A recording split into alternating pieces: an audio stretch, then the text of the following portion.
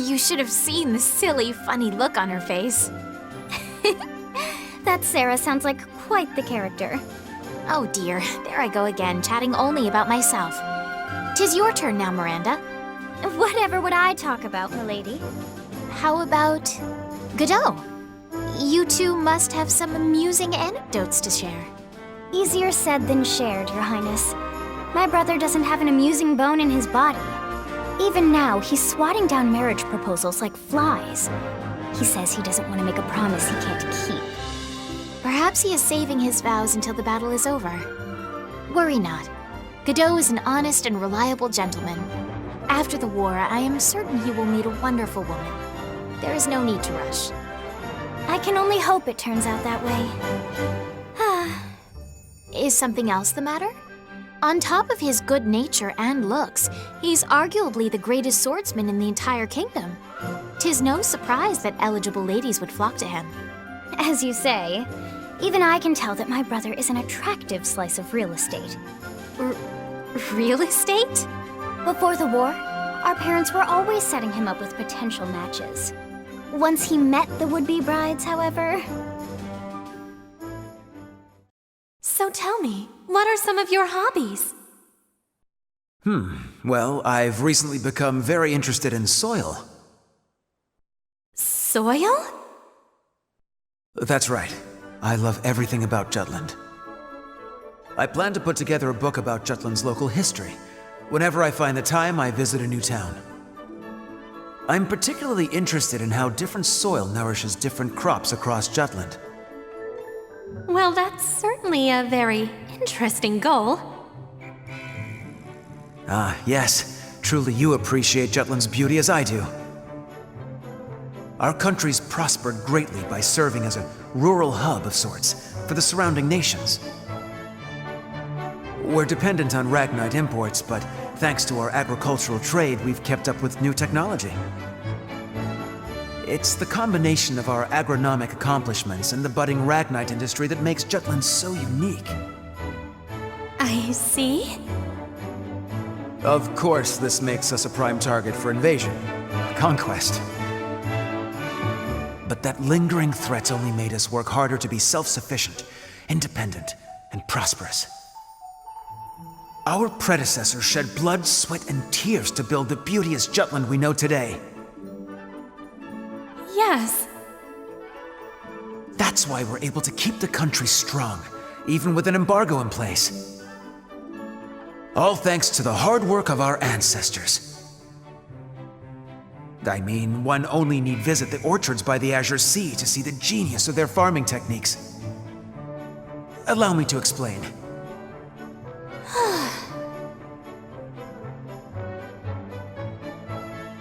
Dirt. Who talks about dirt? Instead of matchmaking, he'd rant about Jutland's soil non-stop for 3 hours straight.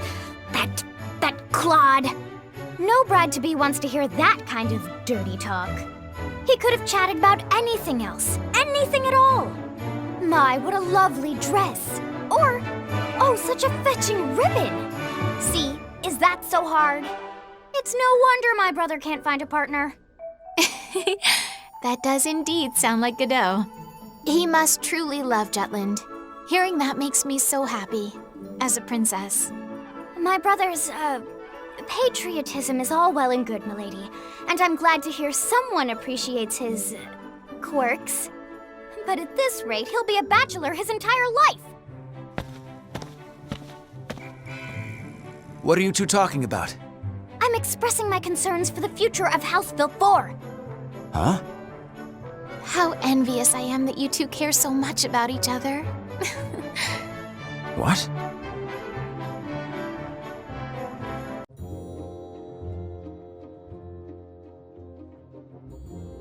Captain, hello there. So, this where you grew up? Yep, my mother, she runs this tailor shop. Bloom, is that a customer? No, Mother, this is my commanding officer. Oh, so you're the Captain Bloom's always talking about. Thank you for taking care of my precious boy. My mother runs the store by herself, so I come by every now and then to check in. Oh, please, I'm much more worried about you. honestly, I don't know how a quiet boy like you could be of any use on the battlefield. You should just come home, Bloom. Isn't that right, Captain? Mom, what are you saying? I can't quit. The shop's struggling because of the blockade. You can't get the materials you need. But if we win the war, things will go back to the way they used to be. I'm trying to help you out too. I have to do this. But you shouldn't have to worry about such things. You know, I only volunteered because Helena made me, but I'm glad she did. I've realized there's something I can do for my country. And you. Bloom. Besides, Helena's with me. I need to keep her safe. Oh, who am I kidding? She's way tougher than me. She can take care of herself. I guess that's true. You do have Helena with you. Okay, Bloom. I support your decision. Take care of my son, Captain. Make sure he comes back to me. I'll do my best. Captain, can I continue to check in on my mother? As long as it doesn't interfere with your duties. Thank you.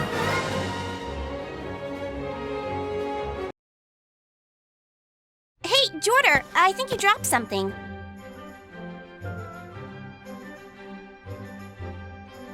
Looks like a photo of some kid?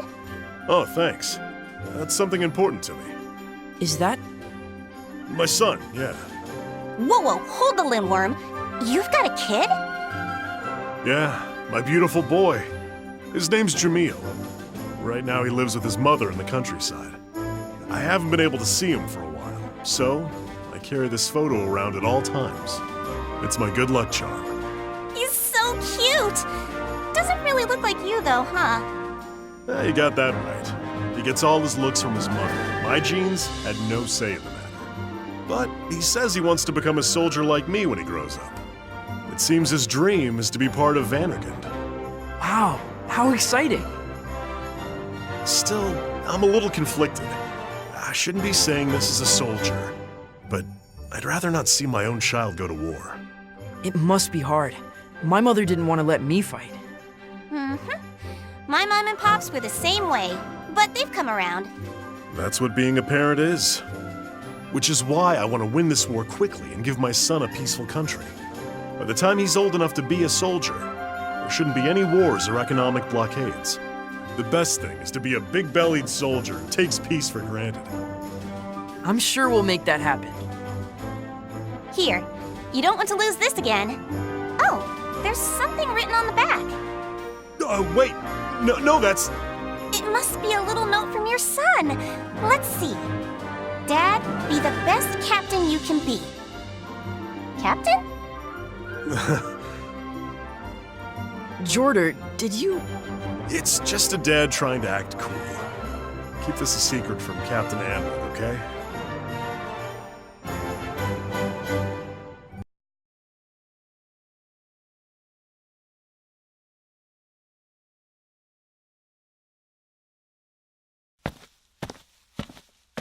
Oh, it's you, Captain. You paying your respects, too? Good timing. I was treating an old comrade to some drinks. You mind drinking in his stead? Let me keep you company. For Jutland. For Jutland. Oh, that hits the spot. I'm not afraid of dying, but being unable to drink good alcohol? That I can't do without. You said you knew this soldier. Was it from your days in the main force? You got that right. I was in my mid-30s. It was just when I started hitting my stride as a soldier. I was a sergeant then, in the role of bringing the unit together. I'd watch over the new recruits, listen to my senior officers. I guess it's not that much different from now. One day, though, I got a subordinate of mine killed during a live fire exercise. This guy right here. It was a stupid communication error. He rushed right into the line of fire. It was an accident that could have been avoided, had I been supervising properly. Back then, I was getting cocky, arrogant about how I was defending Jutland. Because of that, A young man lost his life in a simple training exercise. Whenever I'm in a gunfight, I remember his face as he was dying. My hands tremble, even now. Pitiful, isn't it? Is that why you left army life behind for a while? Yeah, pretty much. The shaking still hasn't completely gone away. You know, he was someone who really took care of his family. Parents, siblings, he was always talking about them. All I can do for him is stand on the battlefield and protect the family he left behind. That's why I answered the summons for the anti-Valkyria squad. Figured he'd appreciate if I did that. Of course, I have no idea what he'd really think. What do you think? The dead don't speak. But I'm sure he'd be grateful. Thanks.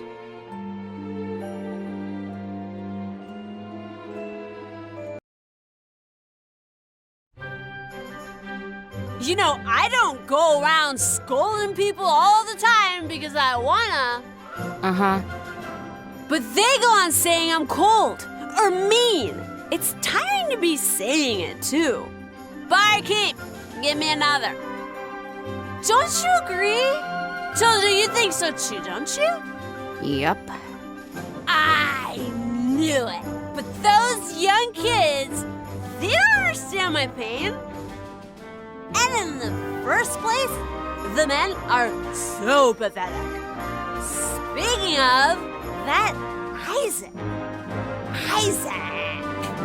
He always flirts with me. But I'm not some slut who'd fall for that easygoing attitude.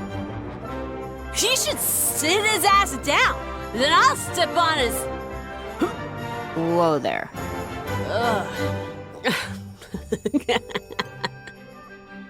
But you know what? That Hansi, he's so cute, isn't he? He's always running so hard. He really does his best just all the time.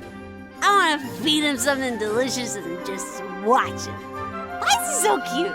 Is he an angel? Maybe. I wonder if he could be my little brother. My little brother. Everything sucks so bad. I don't have a reason to live. I want to die already.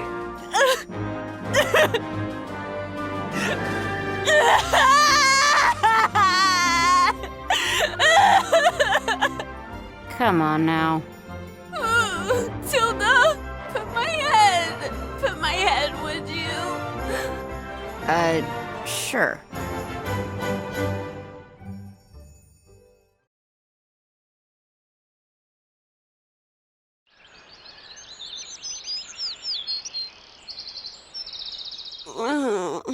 Sun, bright.